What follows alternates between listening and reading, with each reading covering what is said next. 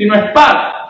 Y en muchas ocasiones, la peor ofensa que tú le vas a hacer a tus hijos es adorar al Rey que los odia. En muchas ocasiones, si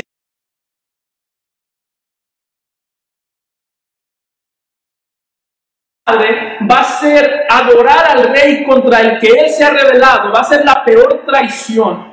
Y la razón por la que menciono todo esto, hermanos, es porque en este pasaje vemos que es la mayor motivación que el mundo va a tener. Así que entre tú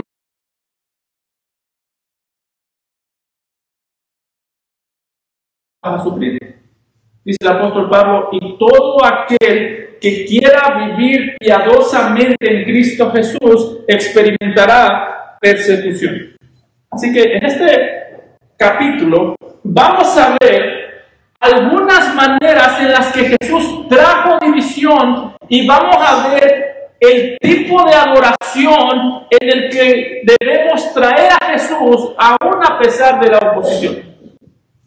Note que cuando empieza este capítulo, y el primer punto del capítulo es la adoración a Jesús dada por personas de otras naciones. Note cómo inicia el capítulo, dice en el versículo 1 al 3, cuando Jesús nació. Para este tiempo, Jesús sigue siendo un bebé. Probablemente tenía 2 años ya de edad.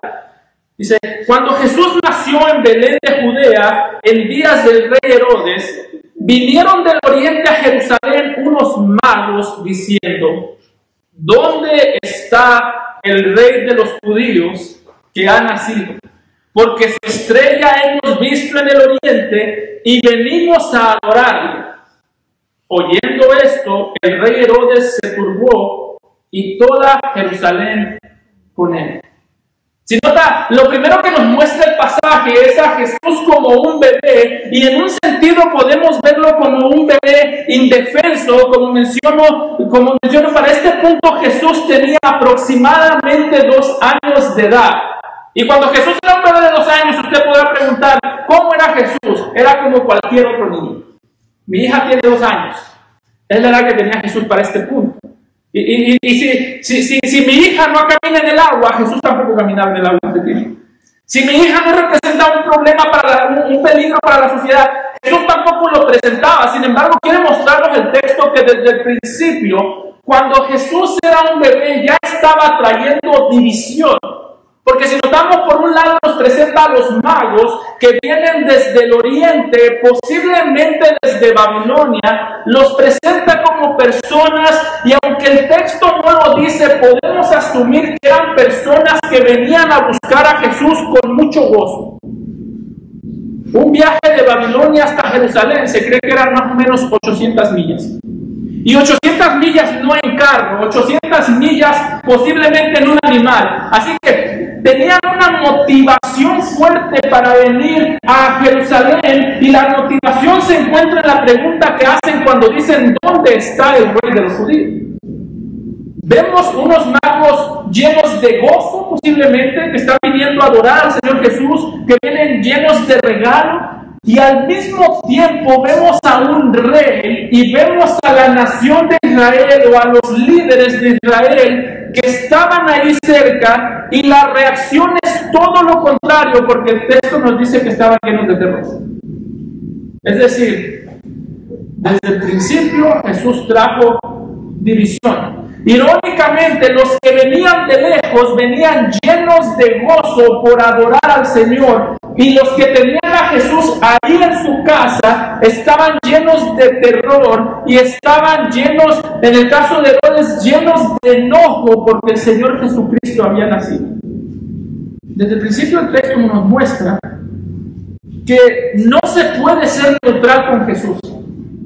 Es decir, o tú estás acercándote a Jesús lleno de gozo, como los magos que venían de lejos, o tú estás y te enteras de Jesús y sabes acerca de Jesús, y lejos de experimentar gozo, experimentas enojo. Todos los que estamos aquí estamos por alguna razón. Tú puedes decir, yo estoy aquí con gozo porque quiero conocer de Cristo, o tú puedes decir, jóvenes, ustedes pueden decir, yo estoy aquí porque me trajeron.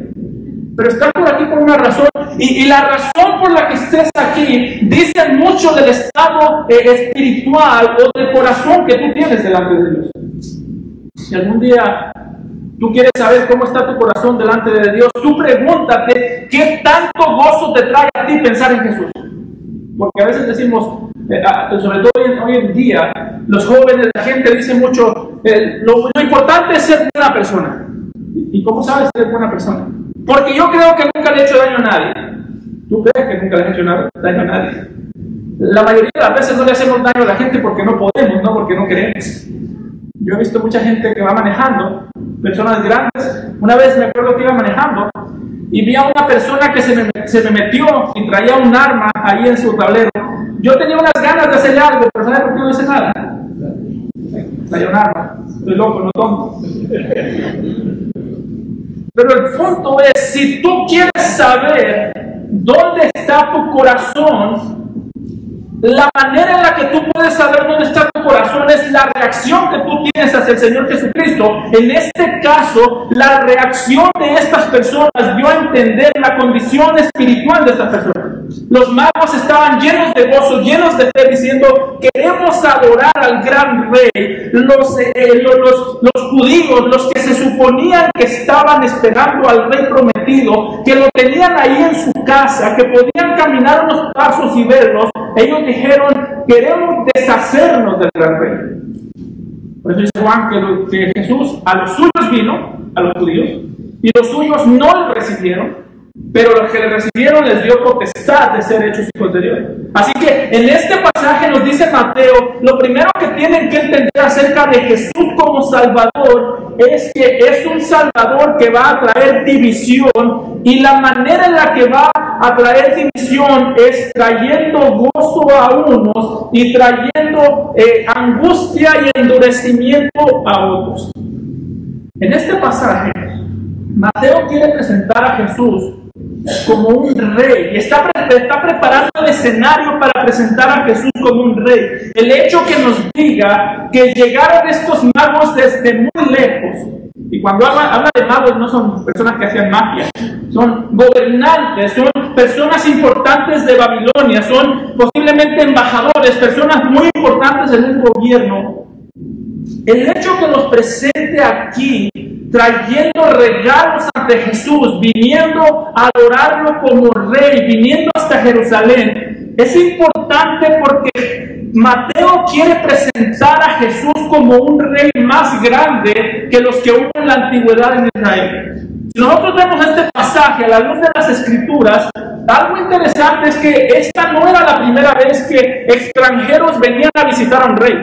No era la primera vez que extranjeros de otra ciudad o de otro reino venían a visitar a un rey de Israel. En lugares como Primera de Reyes, capítulo 10, versículos 1 al 2, se nos presenta ya antes a la reina de Sabá, a una mujer muy poderosa, viniendo a visitar a Salomón, cuando se nos dice en Primera de Reyes 10, 1 y 2, que oyendo, y esto es sumamente importante para entender el punto de Mateo aquí,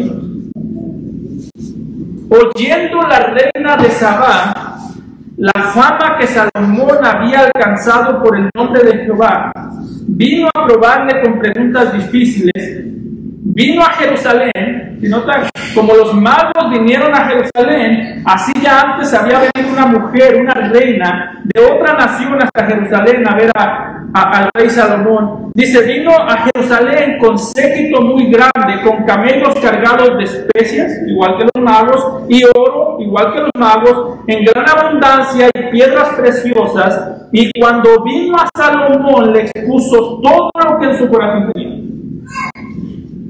Mateo nos está diciendo, ya antes una reina vino a visitar a Salomón cuando escuchó de la fama de su sabiduría.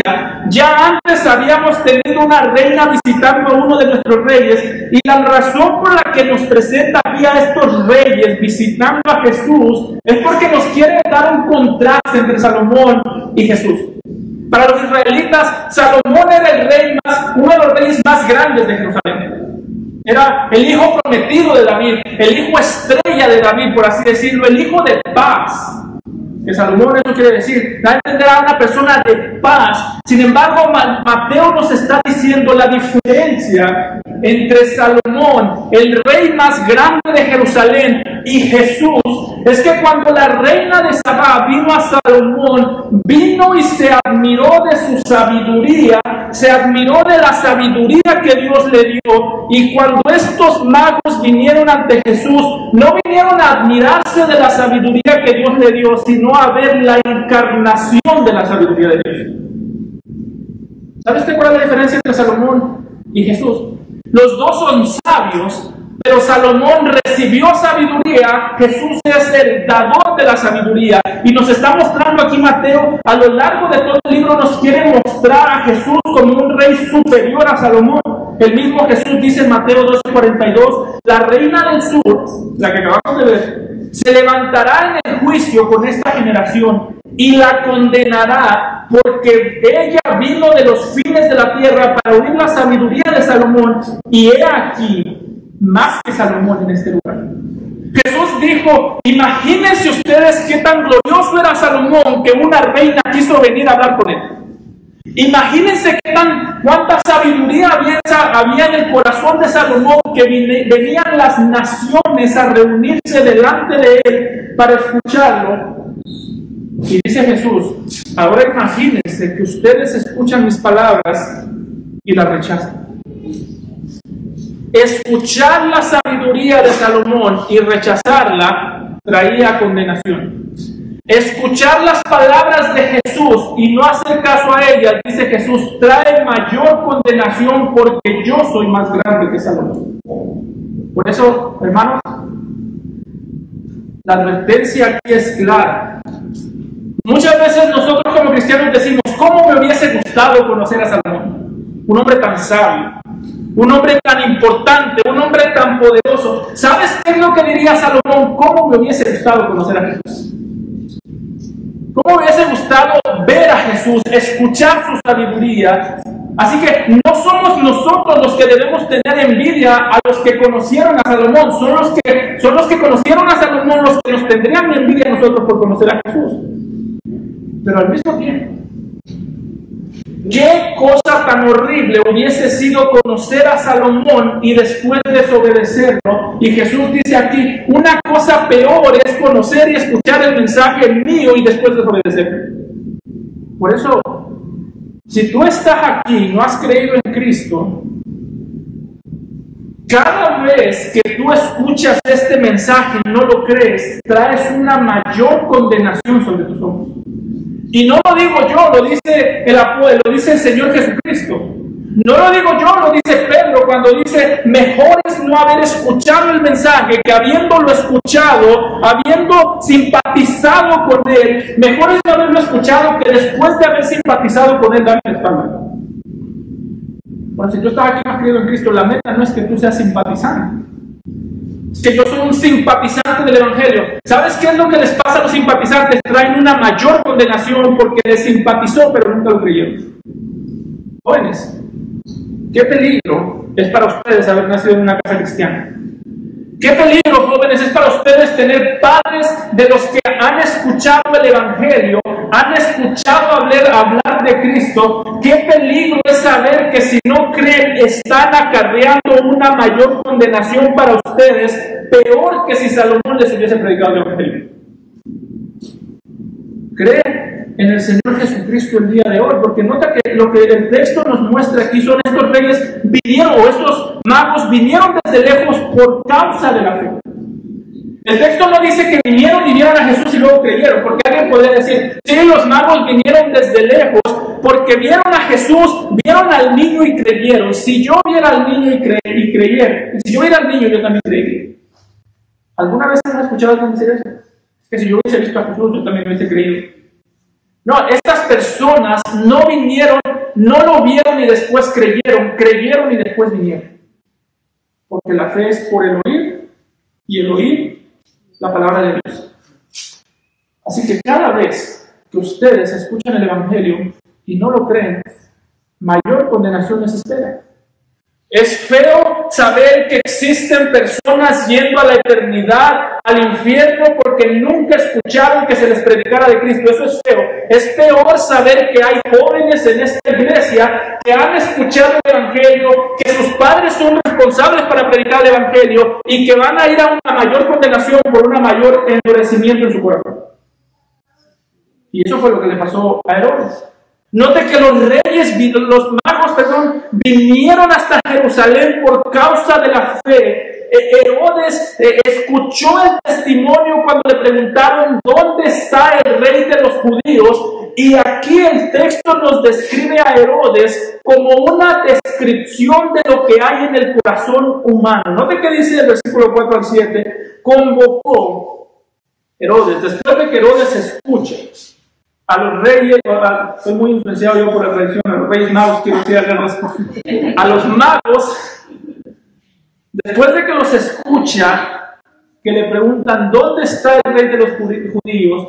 Dice el versículo 4 y 7, convocó a todos los principales sacerdotes y los escribas del pueblo, les preguntó dónde había de nacer el Cristo. Ellos le dijeron, en Belén de Judea, porque así está escrito por el profeta, y tú, Belén de la tierra de Judá, no eres la más pequeña de entre todos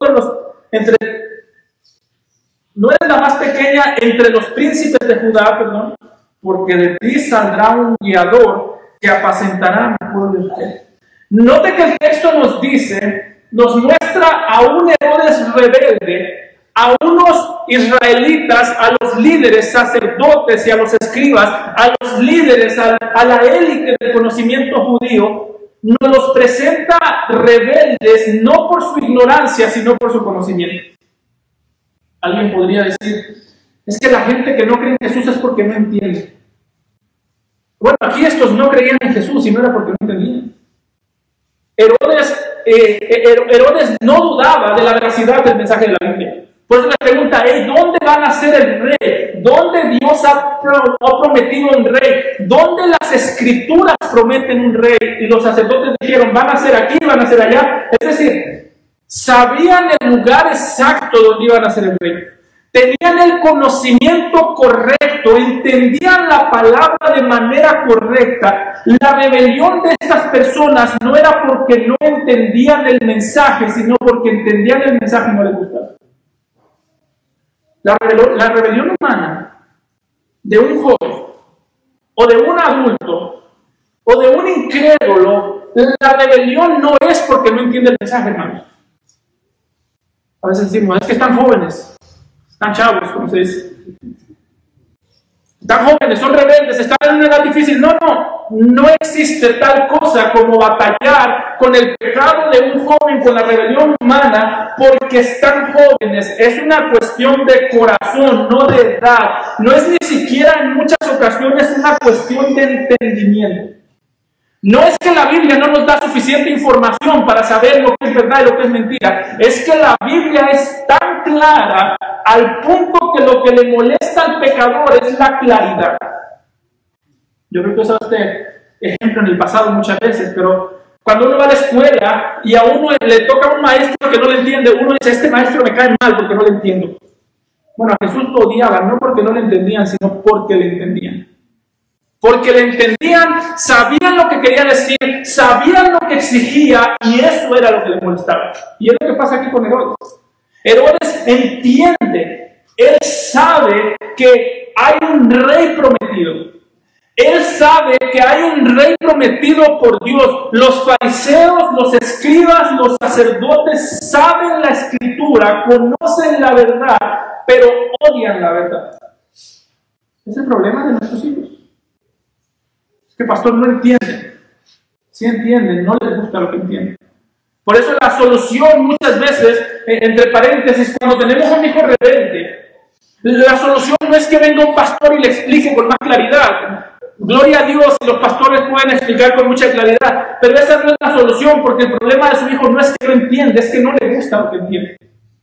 Jesús mismo hablando de aquellos que se negaban a creer en Él, aquellos que les espera el juicio, dice en Lucas 19:27, cuando está hablando de sus enemigos, de los que no quieren creer en Él, de los que no quieren conocerlo a Él como Rey. Si le preguntaron a Jesús, ¿por qué no te quieren conocer como Rey?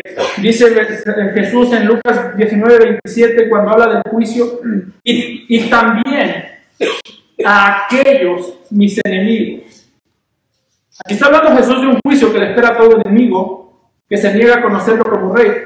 Pero nota por qué no quieren conocerlo como Rey. A aquellos mis enemigos que no querían que yo reinase sobre ellos. Es decir, el mundo no quiere que Jesús sea Rey. Al mundo no le importa si Jesús es Rey.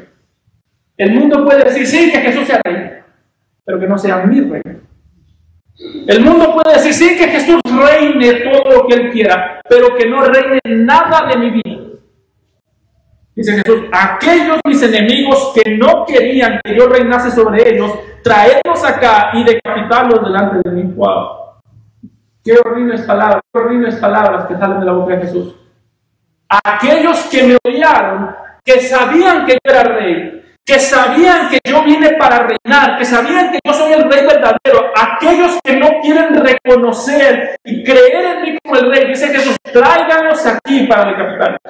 Wow. Este es Dios de amor. Y aquí no estamos hablando, es una parábola. No estamos hablando que la gente en el infierno está decapitada, estamos hablando que la gente en el infierno está peor que decapitada. Está sufriendo en manos del Rey que ellos sabían que era Rey, pero que no quisieron conocer. Por eso, una vez más, estos pasajes te ayudan a ver el corazón de un incrédulo.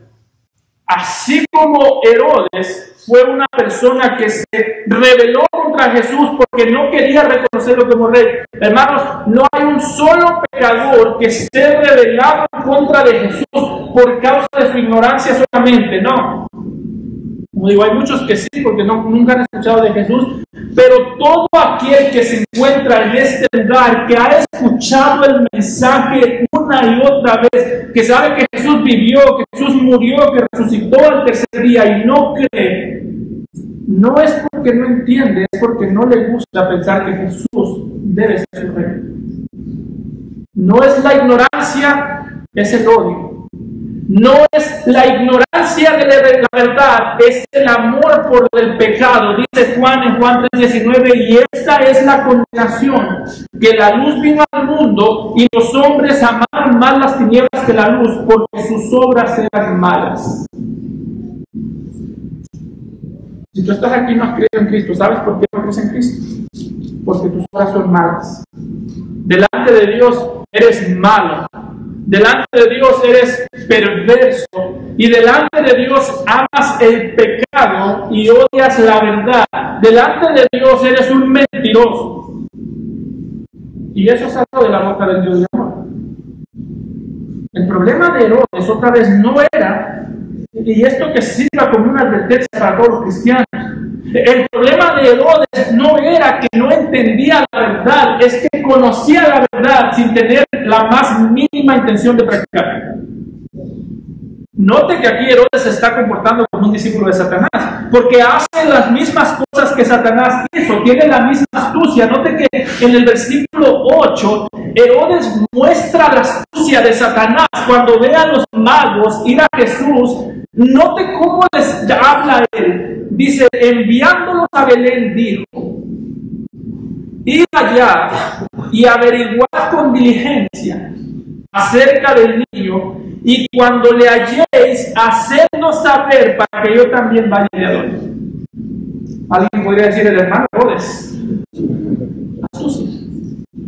astucia pura, con que Dios ha dicho,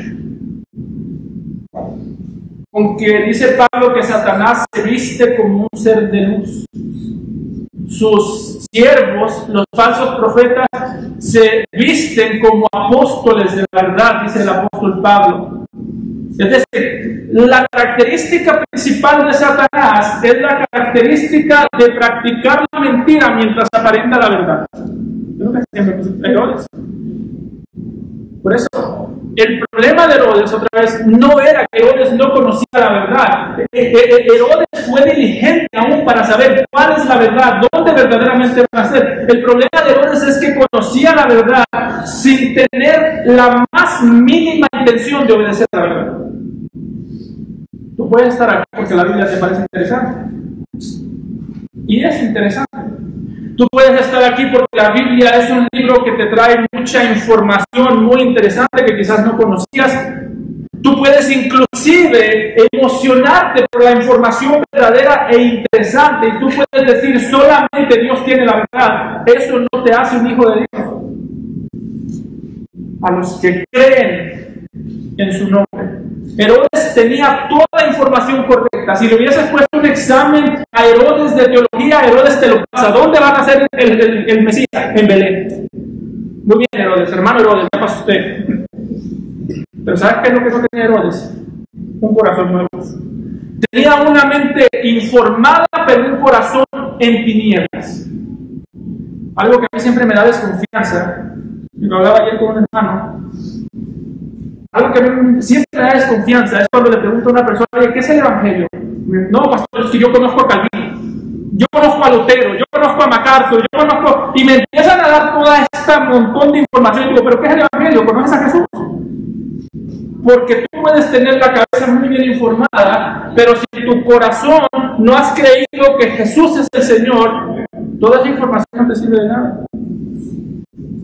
Conocer por información es vivir con un corazón en tinieblas e ir al infierno con una mente muy bien informada. Conocer no es informar la cabeza, es tener convicción de que Jesús es el Señor en el corazón. Haber creído. Y eso es lo que no tenía Herodes. Herodes lo que tenía de sobra era astucia. Por eso les dice, vayan y vean al rey y díganme dónde él está para yo poder adorarle. Qué bonito suena Herodes. El problema de Herodes es que es un discípulo de Satanás, como digo. Para Herodes él entendía que si Jesús nació para ser rey, entonces él no era rey. Y dijo, esto a mí no me gusta. ¿Cuál es la promesa de Satanás? Seréis como Dios. Vas a ser el dueño de tu propio destino. Si desobedeces a Dios, vas a ser el rey de tu propia vida. Herodes dijo, a mí me gusta ser el rey de mi propia vida, así que Jesús reina o yo reino. Herodes tenía una teología clarísima, hermanos. Herodes sabía que si Jesús reinaba, él no podía reinar. Y dijo, prefiero que no reine Jesús. Si tú estás aquí y no has creído en Cristo, tu problema no es que tú no entiendes, es que la Biblia es muy difícil, pastor. Sí, es muy difícil, pero el mensaje es muy sencillo. Cree en Jesucristo como tu Salvador, cree que Él murió en la cruz, cree que Él es el Señor y no tú. Cree que Él te creó, cree que Él es el Señor, que Él es el que resucitó de entre los muertos y que tú tienes que postrarte ante Él, no Él ante ti. Cree. Jesús, el mensaje no es difícil. Herodes se rebeló porque entendía lo que Jesús significaba. Sin embargo, note que aquí hay un contraste, porque Herodes los manda y les dice con una trampa, vayan y búsquenlo, y cuando lo encuentren, háganlo saber. Y el háganlo saber era para decir, lo voy a matar. Sin embargo, aquí vemos un contraste entre las intenciones de Herodes y el cuidado que Dios estaba teniendo sobre el Señor Jesucristo desde que era un bebé. Dice en el versículo 9 al 11, ellos, los magos, habiendo oído al rey, se fueron, y he aquí la estrella que habían visto en el oriente, iba delante de ellos, hasta que llegando se detuvo sobre donde estaba el niño, y al ver la estrella se regocijaron con muy gran gozo. Aquí hay un contraste, porque por un lado Herodes los manda a buscar a Jesús con trampa para después él matarlo, pero por otro lado el hecho que nos diga que ellos se fueron siguiendo la estrella nos muestra a Dios guiando a estos magos para dar a conocer al Señor Jesucristo. Aquí no son los magos contra Herodes, aquí es Dios contra Herodes. Y esta estrella de la que se habla que guiaba a los magos es muy interesante porque realmente sabemos qué era. Hay quienes dicen que era un cometa, que un cometa los iba guiando, pero sería muy difícil seguir un cometa por 800 millas, irlo persiguiendo. Tendría que usted hacer flash y corriendo a toda velocidad para que no le escapara. No sabemos qué era, pero sabemos que no era algo natural, porque dice que cuando llegó a donde estaba el niño, ese cometa esa estrella desapareció. Hay quienes piensan que es muy probable que esté haciendo Mateo una referencia a la columna de fuego que dio a la nación de Israel cuando salieron de Egipto. Si usted recuerda el libro de Éxodo, cuando nacieron de Egipto, fue la columna de noche que los guiaba como una resplandor que los guiaba hacia la tierra prometida. Y aquí dicen, esa misma columna, la gloria de Dios, estaba guiando a estos magos ya no a la tierra prometida, sino al Salvador prometido. Posiblemente, no veo eso como una locura, pero lo más seguro también es que está haciendo referencia, por las palabras que utiliza en el griego, está haciendo referencia a la profecía de Números 24:16, cuando dijo, saldrá estrella de Jacob y se levantará cetro, un rey de Israel, y herirá las sienes de Moab y destruirá a todos los hijos de Set. Está diciendo, van a ser un rey en Israel, y ese rey va a destruir a los hijos de Set. ¿Quiénes son los hijos de Set? Todo aquel que es contrario a Dios. Está diciendo, este rey va a nacer y va a destruir a todos sus enemigos. ¿Y quiénes son sus enemigos? Todos los que no creen en él. Aquí vemos el escenario completo. Vemos al rey Jesús, vemos a los hijos de Set, los rebeldes, Herodes y los escribas y los sacerdotes rebeldes. Y lo vemos aquí también. ¿Quiénes son los hijos de Set? Si tú no has creído en Cristo, tú eres un hijo de Set. Y nota que dice, saldrá estrella de Jacob y se levantará centro de Israel y herirá las sienes de Moab y destruirá a todos los hijos de Set. Si tú no has creído en Cristo, tú eres hijo de Set y tú estás bajo la justicia y estás en condenación bajo los pies de Jesús. Él no será tu salvador hasta que creas, y sus pies estarán sobre tu cabeza por el momento. Así que creen en él. El texto nos muestra a Dios dando testimonio de su Hijo desde que era un bebé. Nos muestra a Dios guiando a los magos hacia Jesús. Y note cómo el énfasis aquí está en Jesús. Porque nos dice que los magos fueron guiados por esta estrella. Nos dice en el versículo 11, al entrar a la casa, vieron al niño y a su madre María. Toda la familia de Jesús estaba ahí. No se menciona a José, pero podemos pensar que estaba ahí. Estaba María, estaba José, y note que no dice, y al entrar a la casa vieron a María y a Jesús. No, dice, al entrar a la casa vieron al niño y a su madre. Si usted el día de mañana va a visitar a una mujer que tuvo un niño al hospital, uno dice, cuando estaba mi esposa embarazada, miré a Cintia y a su hijo. Porque uno va a ver a la mamá. La mamá tiene prioridad. En este caso, el hijo tiene prioridad sobre la mamá. Dice, miraron al niño y a María. Lo que está diciendo es, Dios no los estaba guiando hacia María. María estaba ahí, es importante. Pero Dios no los estaba guiando hacia María, los estaba guiando hacia el niño. Y ellos entendieron, porque se nos dice que ellos llegando se postraron y adoraron al niño. Es decir, si usted lee el capítulo 2 de Mateo, siempre se menciona al niño y luego a María. ¿Por qué? Porque nos está diciendo Mateo, José es importante, lo vimos la semana pasada, María es importante, bendita eres entre las mujeres, pero está diciendo, pero Dios cuando guía hacia el niño, y en ningún otro hay salvación, porque no hay otro nombre dado a los hombres bajo el cielo que podamos ser salvos. Está diciendo, Dios no guía ni hacia María, Dios no guía hacia José, Dios guía hacia el niño. Y es lo mismo que dice el autor de Hebreos en Hebreos 1:2. En estos postreros días, dice, Dios nos ha hablado por el Hijo. Y en griego, cuando dice nos ha hablado por el Hijo, la palabra el Hijo no está, solamente dice nos ha hablado Hijo. Como decir, el idioma de Dios el Padre es hijo. Siempre que el Padre abre sus labios, está hablando y siempre tiene que ver con el Hijo. El Padre, como si el Hijo es su idioma. El Padre no sabe hablar otro idioma que no sea hijo. Si Él dice amor, está relacionado con su Hijo. Si Él dice santidad, está relacionado con su Hijo. Si Él dice salvación, está relacionado con su Hijo. Si Él dice condenación, está relacionado con su Hijo. Por eso, hablar de Cristo al mundo es hablar el idioma del Padre. Es hablar en la lengua de Dios. Y ese es el enfoque de este pasaje, presentar a Jesús como el verdadero Hijo.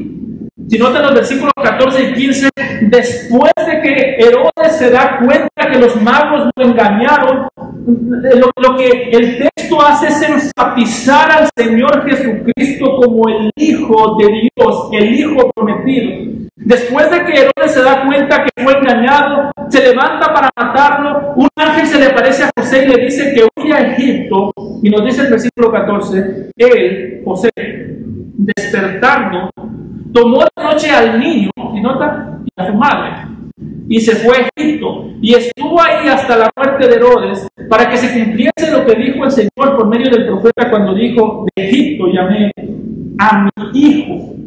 El punto de Mateo es, entiendan que el Hijo es la prioridad del Padre. Entiendan que si algo, un beneficio vas a recibir de Dios, ese beneficio se encuentra en el Hijo. No hay beneficios de Dios fuera del Hijo. De hecho, todo lo que está fuera del Hijo, si nos postramos ante Él, es idolatría. El postrarnos en cualquier cosa que no sea a través del Hijo es idolatría. Como tú estás diciendo, el Hijo es la prioridad de Dios. Debería ser la prioridad tuya. A mí me gusta mucho pensar en la cruz del Calvario como el lugar donde los ojos del creyente y los ojos de Dios chocan. ¿Por qué? Si yo quiero ser salvo, yo tengo que ver a la cruz, y en esa cruz encuentro salvación. Si Dios quiere salvar a un pecador, Dios tiene que ver a la cruz, y solo lo puede traer a sí mismo a través de la cruz. La cruz es el lugar donde los ojos del pecador y los ojos de Dios chocan y producen salvación. Y aquí Mateo nos dice que Jesús fue a Egipto para que se cumpliese lo anunciado por el profeta cuando dijo, de Egipto llamé a mí. ¿Y saben qué es lo interesante de este pasaje, hermanos? Que cuando nosotros vemos el pasaje que Mateo está citando, ese pasaje no era una profecía. El pasaje que está citando Mateo es Oseas 11:1, y no está diciendo Oseas, va a llegar un Salvador y ese Salvador va a tener que ir a Egipto. No, el pasaje que está citando es Oseas 11:1, cuando dice, Dios está hablando, dice, cuando Israel era muchacho, yo lo amé, y de Egipto llamé a mí. Está haciendo referencia a la manera en la que Dios sacó de Egipto a la nación de Israel. Pero ¿por qué Mateo entonces dice que esto era para que se cumpliese lo dicho por el profeta? Porque Oseas no está profetizando nada. Oseas no está profetizando acerca de Cristo. Yo creo que cuando el profeta escribió eso, él ni siquiera estaba pensando en Cristo. Entonces, ¿qué está haciendo Mateo? Mateo nos está diciendo, no es que Oseas profetizó que Cristo iba a ir a Egipto cuando era un bebé.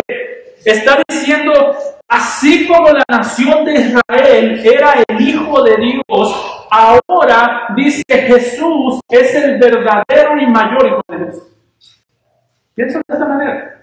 Todo lo que le pasó a la nación de Israel le pasó a Jesús. A la nación de Israel fue tentada en el desierto. Jesús fue tentado en el desierto, que lo vamos a ver más adelante. La nación de Israel fue una nación que sufrió. Ellos sufrieron por causa de su pecado. Jesús sufrió por causa del pecado. Pero lo que nos está mostrando el texto, hermanos, es todo lo que la nación de Israel se suponía que debería de haber hecho y no hizo, Dios lo va a hacer a través de este hijo. Por eso es que Mateo nos está diciendo, al fin y al cabo, la nación de Israel fue la sombra de un hijo verdadero que es el Señor Jesucristo. Y está diciendo Mateo, si un beneficio podemos obtener de Dios, ese beneficio se encuentra en el Señor Jesucristo. En el Antiguo Testamento, los únicos que se les llamaba hijo de Dios era al rey de Israel, Salmo 2, dice, este es mi hijo, el rey, y a la nación de Israel. Dice, el pueblo es mi hijo. Y lo que está diciendo Mateo es, Jesús es el verdadero rey, Y Jesús es el verdadero Hijo. Es el verdadero que cumple la nación, que cumple la misión de Israel. La misión de Israel era dar a conocer al Padre. Fracasaron una y otra vez. La misión de Jesús es dar a conocer al Hijo y dar a conocer al Padre. ¿Qué dijo Jesús? El que me ha visto a mí, ha visto al Padre. Está diciendo Jesús, yo no fracasé donde fracasó Israel. La misión de los reyes de Israel era guiar a la nación de Israel hacia Dios, y una y otra vez fracasaron. ¿Y qué dijo Jesús? Yo soy el camino, la verdad y la vida, y nadie viene al Padre sino por mí. Está diciendo, yo soy el verdadero rey que guía. Por eso conocer al Señor Jesucristo implica dos cosas. Implica abrazarlo como rey, creer en Él, creer que Él es nuestro Salvador y abrazar su misión. Por eso creemos en Él, porque Él es el Rey, y predicamos de Él, porque su misión fue dar a conocer al Padre. Somos nosotros los que trabajamos juntamente con Él. Creemos y hablamos. Me voy a escuchar decirlo muchas veces en Mateo. Crees, por tanto hablas. No me avergüenzo del Evangelio. No me avergüenzo del poder que me salvó a mí, y no me avergüenzo de dar testimonio de ese poder que te puede salvar a ti. No me avergüenzo del Rey que dejó su trono y lo cambió por una cruz. Aquí Mateo nos está diciendo, este es un nuevo, este es el verdadero Israel, este es el verdadero éxodo, es un nuevo éxodo en el Señor Jesucristo. Note que las mismas cosas que sucedieron en el éxodo están sucediendo aquí. Éxodo capítulo 2, Faraón destruye y mata a los niños varones israelitas. Mateo capítulo 2, versículo 16, Herodes mata a los niños de 2 años. Y por eso es que Mateo nos dice, este es un nuevo éxodo. Es un éxodo en el que hay una mezcla de lágrimas y una mezcla de esperanza. En los versículos 17 y 18, cita Jeremías 31:15. Les estoy dando esta información muy rápido por el tiempo. Pero note cómo habla.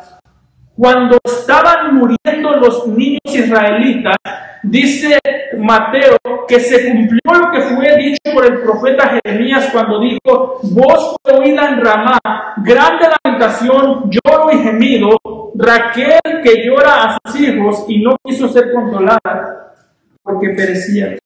Es decir, está diciendo Mateo, ya antes Dios ha traído éxodos, y en todos los éxodos ha habido lágrimas. Cuando salieron de Egipto, hubo lágrimas porque Faraón mató a los niños de 2 años, a los niños varones israelitas. Cuando fueron a Babilonia como esclavos, hubo lágrimas porque vino juicio contra los varones. Hubo mucha muerte, mucha sangre derramada. Pero lo que está diciendo Mateo, así como en el pasado hubo lágrimas y después vino salvación y esperanza, lo mismo va a pasar con este Salvador. Hubo lágrimas cuando Herodes mató a estos niños. Hay lágrimas el día de hoy cuando somos perseguidos. Y está diciendo Mateo, las lágrimas son parte de vivir siguiendo al Rey verdadero. Un cristiano que no sufre es un cristiano que no es fiel. Todos los que quieran vivir piadosamente en Cristo Jesús experimentarán persecución, sufrirán persecución. En el mundo tendréis aflicción, pero confiad, dice Jesús, yo he vencido al mundo. Está diciendo Mateo, este reino no es uno de comodidad, es uno de lágrimas que apunta hacia el gozo eterno. Por eso, tu mayor motivación y mayor motivación que yo debo tener para seguir a Jesús es el gozo que nos espera. El gozo que está delante de nosotros. Hay gente que dice, no, es que seguir a Jesús en esta vida te trae las mayores satisfacciones. Hermano, las mayores satisfacciones todavía no llegan. Servir a Jesús en esta vida te va a traer los mayores sufrimientos. Te va a traer los mayores desvelos, los mayores cansancios, mucha frustración. Pero lo que está mostrando Mateo es el éxodo termina cuando estamos frente a frente en el monte de Dios, adorándolo en su presencia. Ahí estará la mejor satisfacción.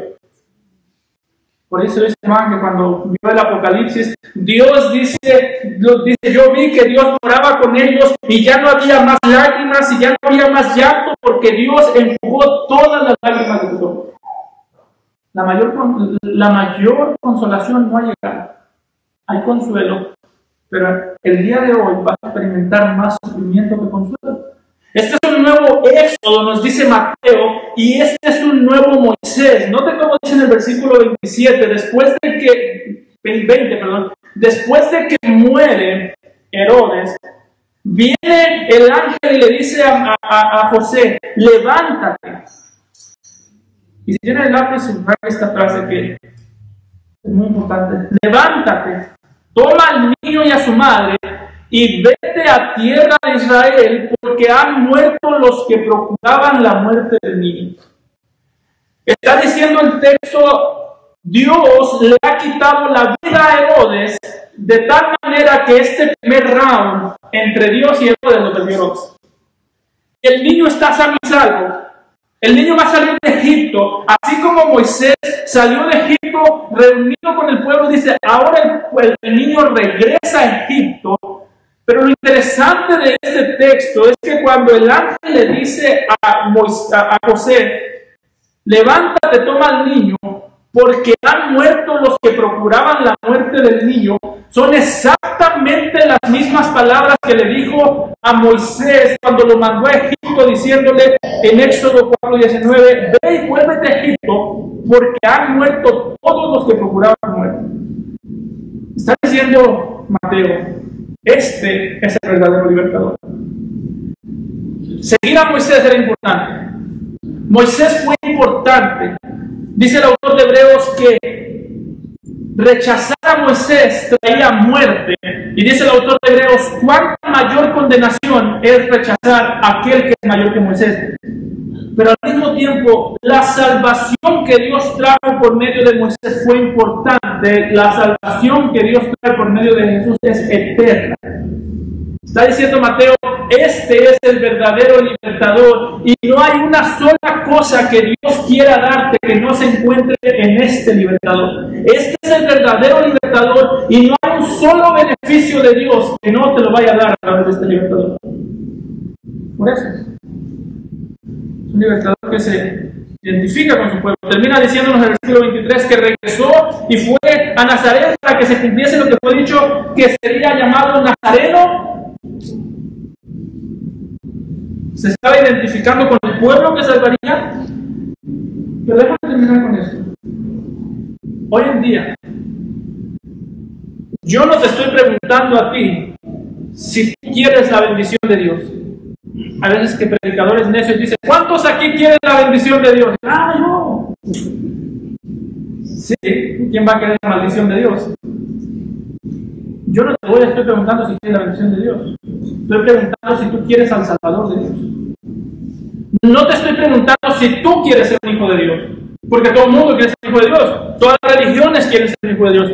Te estoy preguntando si tú quieres al Hijo de Dios, que es el único que por medio de Él nos hace hijos. Si tú no quieres a Cristo, el Padre no te quiere a ti. Si tú no crees en Cristo como tu Salvador, el Padre no te quiere tener a ti como su hijo, a menos que sea a través de Cristo. Si nosotros lo negamos a Él, dice, Él nos negará a nosotros. Entonces la pregunta hoy no es si tú quieres tener a Dios como Padre, la pregunta es si tú quieres a Cristo como Salvador. Si no has creído en Él, hazlo y cree en Él el día de hoy, de todo tu corazón. Amado Padre, te damos gracias, Señor, porque en Cristo encontramos la salvación que tú prometiste. Gracias porque podemos voltear a ver a la cruz y saber que ahí nuestros ojos chocan con los tuyos. Vemos para allá porque ahí hay salvación y tú ves para allá porque ahí es donde tú alcanzas a los perdidos. Señor, los que están aquí que no te conocen, tráelos a creer en tu Hijo Jesucristo, que ellos puedan poner su confianza en ti, que puedan ellos creer en tu Hijo, en su vida, muerte y resurrección como el único medio para llegar hasta tu presencia. Te lo rogamos, Señor, misericordia, y como iglesia ayúdanos a mantenernos fieles a este mensaje, a predicar a Cristo y a este crucificado. En Cristo nos oramos. Amén.